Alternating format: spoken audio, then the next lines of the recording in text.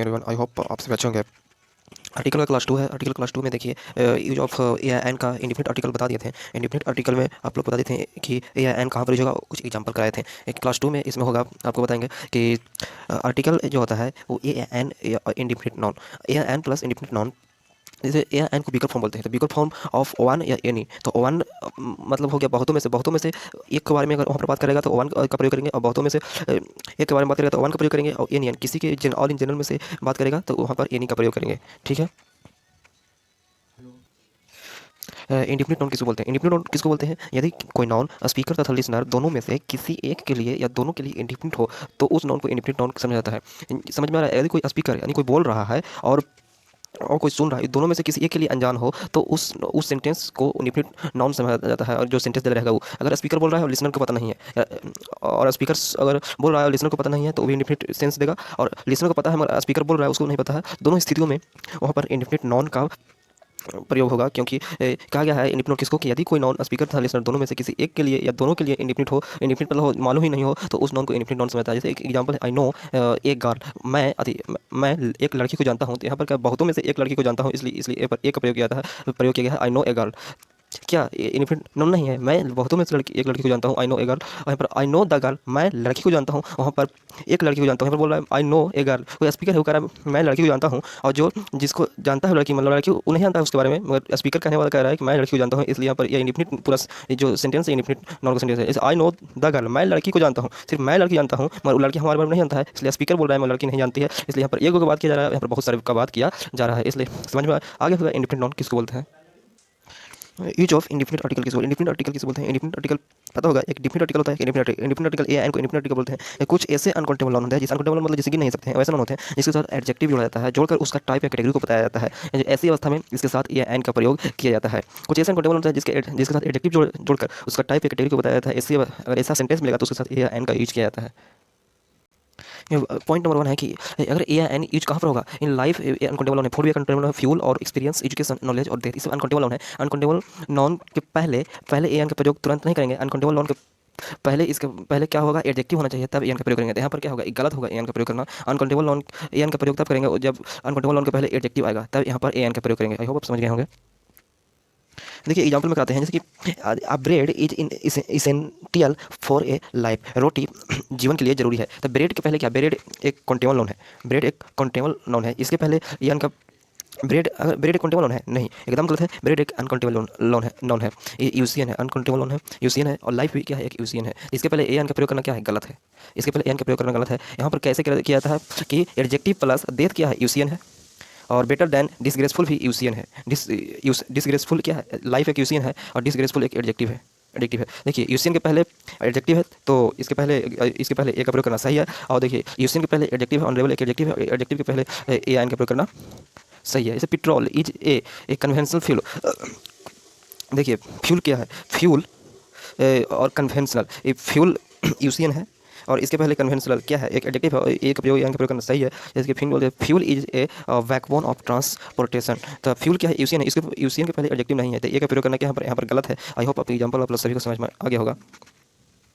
Point number 2, what या such plus a an adjective, adjective आ भी सकता है सेंटेंस में और नहीं भी आ सकता है, ना भी आ सकता है, और उसके बाद सिंगुलर काउंटेबल नाउन। ओके, और इसका एग्जांपल है what a joke, joke what a beautiful, beautiful क्या है, एक एडजेक्टिव है, वाइफ एस एन है, सिंगुलर काउंटेबल नाउन, दोनों सेंटेंस क्या है, राइट है। एग्जांपल समझ में आया, यहाँ पर फॉर्मूला भी है पॉइंट नंबर 2 का। पॉइंट नंबर 3, सो या टू प्लस एडजेक्टिव, एडजेक्टिव हमेशा सेंटेंस में रहना चाहिए, और फिर उसके बाद a an plus singular countable noun यानी S C N. So beautiful एक एडजेक्टिव है, और गर्ल एन के प्रयोग सही है, और गर्ल क्या है, S C N singular countable noun है, राइट सेंटेंस है। और टू देखिए एक बात और है, सो और टू क्या है, एक एडवर्ब है, A D V E R B, adverb है सो टू के बाद डिफिकल्ट और क्वेश्चन क्या है, S C N singular countable noun है, दोनों सेंटेंस राइट है। इसका स्ट्रक्चर पॉइंट नंबर 3।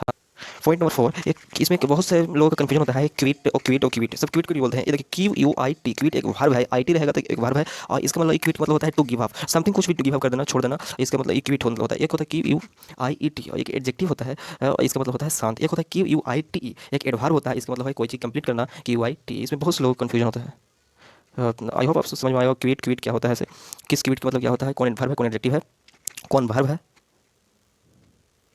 देखिए पॉइंट नंबर 4 का ही कुछ पॉइंट है और उसका एग्जांपल है। देखिए एक की वाई टी, क्विट क्या है, एक एडवर्ब है, एडवर्ब के तुरंत बाद एडजेक्टिव आना चाहिए। एक होता है एक एडवर्ब है, एडवर्ब के तुरंत बाद या एन आना चाहिए। दो कंडीशन होता है कि यू आई टी और यू आई टी दोनों, और इसके बाद तुरंत एडजेक्टिव आना चाहिए, और इसके बाद a an plus adjective plus single countable noun आना चाहिए। एग्जांपल है कोई, this story is quite and interesting. An तो इंटरेस्टिंग क्या है, एडीजे, ओके ठीक है। इसके पहले सिंगल काउंटेबल नाउन आना चाहिए, और इसके पहले ए एन, तो एन सही है। क्विट के पहले कोई ए एन का प्रयोग नहीं होता है, ठीक है। दिस स्टोरी, क्विट के पहले क्या है, the quit, this story is quit interesting. यहाँ पर इसके बाद एशियन आना चाहिए, इसलिए एशियन नहीं है, तो यहाँ पर एन क्यों यूज किया गया, इसलिए सेंटेंस ही गलत है। देखिए सेंटेंस दूसरा, this is a quit and interesting story. यहाँ पर क्विट सही है एडवर्ब, इसके बाद इंटरेस्टिंग और फिर एशियन सही है, मगर एन सही है। यहाँ पर क्विट के पहले ए का प्रयोग किया गया है, इसलिए ये सेंटेंस रॉन्ग है। और this is quit interesting story, यहाँ पर देखिए अ स्टोरी यहाँ पर रॉन्ग है, इसके पहले आर्टिकल प्रयोग नहीं किया गया, यहाँ पर रॉन्ग है। दिस इज क्विट एडवर्ब है, इसके पहले आर्टिकल ठीक है, ठीक है। इंटरेस्टिंग एडजेक्टिव सही है, और एशियन सही है, ये सेंटेंस राइट है। आई होप एग्जांपल समझ में आएगा, चौथा पॉइंट समझ में आ गया होगा। Point number 5, of you. Of you का मतलब होता है, ऑफ यू बोलेगा तो वहाँ पर कुछ, मगर वहाँ पर पॉजिटिव सेंस ही देगा, और आ लिटल मतलब थोड़ा सा, वहाँ पर भी पॉजिटिव सेंस का यूज किया जाएगा। मेनी प्लस ए या एन यानी indefinite article of Asian single countable noun और S B singular verb. Asian के तुरंत बाद सिंगुलर वर्ब आता है, याद रखना है। मेनी के बाद आर्टिकल ए या एन यानी इंडेफिनिट आर्टिकल, और फिर इसको सिंगल काउंटेबल नाउन, और सिंगल काउंटेबल नाउन के तुरंत बाद सिंगुलर वर्ब भी आता है। फिर देखिए ए है, ए का सिर्फ ओनली फॉर ए के प्लस ग्रेट या good plus many plus PCN plural countable noun, और प्लूरल काउंटेबल नाउन के बाद प्लूरल वर्ब भी आता है। यहाँ पर कैसे, सिंगल काउंटेबल नाउन के पहले सिंगल बाद सिंगल वर्ब, और यहाँ पर प्लूरल काउंटेबल नाउन के बाद प्लूरल वर्ब का यूज किया था। एक कंसेप्ट है पॉइंट नंबर 5 का कंप्लीट रूल। एक एग्जांपल है, ग्रेट मेनी स्टूडेंट्स, वहाँ पर मैरी ना होगा, पिछले रॉन्ग था। मैरी की जगह पर मेनी कर लीजिएगा। यहाँ पर ग्रेट मेनी स्टूडेंट्स और प्रिपेयरिंग फॉर सीजीएल एग्जाम, तो ग्रेट के तुरंत बाद ए का प्रयोग किया जाता है, ए का प्रयोग करना सही है, एक पूरा सेंटेंस सही है।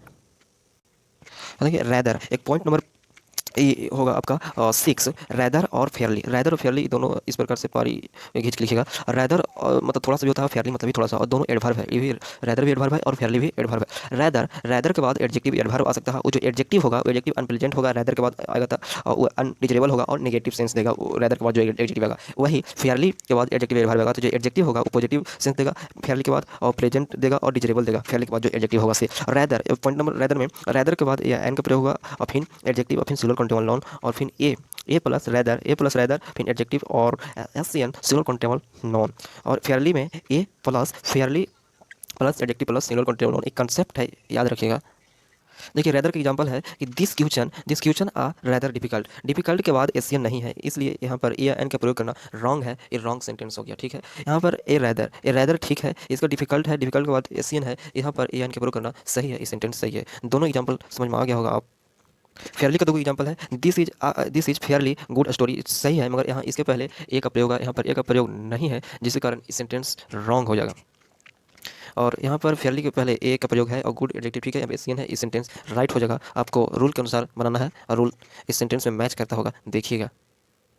Point number 7, A number of जहाँ पर यूज किया जाएगा वहाँ पर पीसीएन यूज किया जाएगा, और प्लूरल वर्ब का भी यूज किया जाएगा। ए नंबर ऑफ मतलब होता है संख्या में बहुत, और द नंबर ऑफ मतलब होता है की संख्या, और इसके तो पीसीएन और सिंगुलर वर्ब यूज करते हैं। यहाँ पर कन्फ्यूजन होता है, the number of PCN plural countable noun, उसके फिर singular countable noun the number of में, और यही ए नंबर ऑफ रहेगा संख्या में बहुत, तो हो जाएगा पीसीएन, और पी भी हो जाएगा, यहाँ पर आसान है, ठीक है।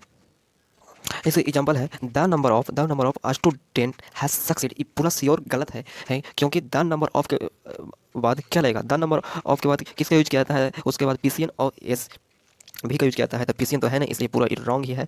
और a number of student have succeed, तो a number of students have succeed is right है। A number of students are increasing in गया, यहाँ पर गलत है, इंक्रीजिंग इन गया स्टूडेंट्स के, अगर ए नंबर है तो ए नंबर के साथ है प्लूरल काउंटेबल और फिर प्लूरल वर्ब का यूज किया जाता है, प्लूरल वर्ब का यूज किया जाता है, यहाँ पर एक गलत हो जाएगा। और the number of student is हो जाएगा, the number of student is increasing in गया, ये राइट हो जाएगा, क्योंकि द नंबर ऑफ में लगेगा पीसीएन और सिंगुलर वर्ब लगा स्टूडेंट्स। देखिए स्टूडेंट्स यहाँ पर होगा कि गया में विद्यार्थियों की संख्या बढ़ रहा है, इंक्रीजिंग इन गया। और a number of students have succeed का मतलब बहुत सारे विद्यार्थियों में सफल हुए, a number of students have succeed बहुत सारे विद्यार्थियों सफल हुए। Point number 8, a an equal to पर मतलब प्रति 60 kilometre per hour, 60 kilometre our लिखेंगे तो आवर के पहले एन का प्रयोग करेंगे क्योंकि कौन साउंड है, ये वोवल साउंड, इसके लिए। Point number 9, y plus the equal to dot dot, y plus the मतलब कि दर के हिसाब, जहाँ पर दर की बात किया जाए तो eggs are sold by the dozen, यहाँ पर दर की बात किया, दर्जन की बात किया, इस डजन के पहले किसका प्रयोग किया गया, द के पहले बाई का प्रयोग किया गया। समझ में आ गया होगा। पॉइंट नंबर 10, ए या एन प्लस प्रॉपर नाउन हो गया। ए या एन में कोई आ सकता है, नथिंग नोन एक्सेप्ट नेम, के जैसा के जैसा की तरह, यहाँ पर के जैसा के तरह के जहाँ पर होगा और कंपेरिजन के सेंस यूज होगा, और ए या एन कोई पर यहाँ पर होगा नथिंग नोन एक्सेप्ट नेम। इसका एग्जाम्पल करते हैं। एग्जाम्पल पॉइंट नंबर 10 का एग्जाम्पल है, अब Poonam wants to meet you, कोई पूनम है उससे कोई मिलना चाहता है, यहाँ पर इसका ये हिंदी हुआ। राहुल इज विराट कोहली, राहुल एक विराट कोहली है, उसका राहुल में, राहुल विराट कोहली नहीं हो सकता, विराट कोहली का कुछ गुण मिलता होगा, राहुल में कुछ क्वालिटी मिलता होगा, इस राहुल इज विराट कोहली, राहुल को बोला जा रहा है कि राहुल विराट कोहली है। Kalidas is a Shakespeare of India, यहाँ पर कालिदास इज अ शेक्सपियर एक महान है, महान यहाँ पर जो पर्सन होता है उसके पहले द का प्रयोग किया जाता है, नॉट ए का प्रयोग किया जाता है, नॉट इज ऑफ ए, यहाँ पर द का प्रयोग किया जाता है। और यहाँ पर एक और सेंस है ऑफ, ऑफ एक प्रीपोजिशन है, प्रीपोजिशन के चलते के कारण यहाँ पर दा का प्रयोग किया जाता है। पर नोट में ध्यान रहेगी उपरोक्त वाक्य में प्रीपोजिशन ऑफ के कारण दा का प्रयोग किया गया है, यहाँ पर शेक्सपियर ग्रेट है इसके कारण नहीं, यहाँ पर दा के कारण, यहाँ पर ऑफ के कारण, प्रीपोजिशन ऑफ के कारण दा का प्रयोग किया गया है, इसलिए प्रयोग सही है, राइट यूज। पॉइंट नंबर 11 एक है कि यदि कोई न्यूमरल नाउन, जैसे न्यूमरल नाउन कौन होगा, डजन, 100, लाख के साथ नाउन का प्रयोग किया था, नंबर का प्रयोग किया जाता है। यदि नहीं हुआ तो प्रयोग नहीं किया था, प्रयोग नहीं हुआ तो ए या एन या एस का प्रयोग बस। जैसे आई नीड 5 डजन बनाना, यहाँ पर डजन एक न्यूमरल नाउन है, न्यूमरल नाउन के पहले ए एन का प्रयोग, यहाँ पर नंबर है इसलिए ए एन एस का प्रयोग अवश्य होगा। क्या होगा, नहीं हुआ हो तो ए एन का प्रयोग होगा, मगर नंबर का प्रयोग हो गया तो इसलिए एन का प्रयोग नहीं होगा, राइट सेंटेंस है इसकी। आई नीड 100 रुपीज़, एंड यहाँ पर भी सही सेंटेंस है क्योंकि 100 का प्रयोग किया गया है, 100 क्या है, न्यूमरल नाउन है, इसके पहले का प्रयोग किया गया है, ठीक है, क्योंकि इसके पहले संख्या का प्रयोग नहीं किया गया है। I need dozens of bananas, I need dozen of bananas जो है एक गलत एक सेंटेंस है क्योंकि एस का प्रयोग किया गया है, मगर ऑफ, ऑफ ऑफ क्यों दिया गया है मेरे भाई, इसलिए इस सेंटेंस रॉन्ग है। आई होप आप सभी के ये वीडियो अच्छा लगा होगा।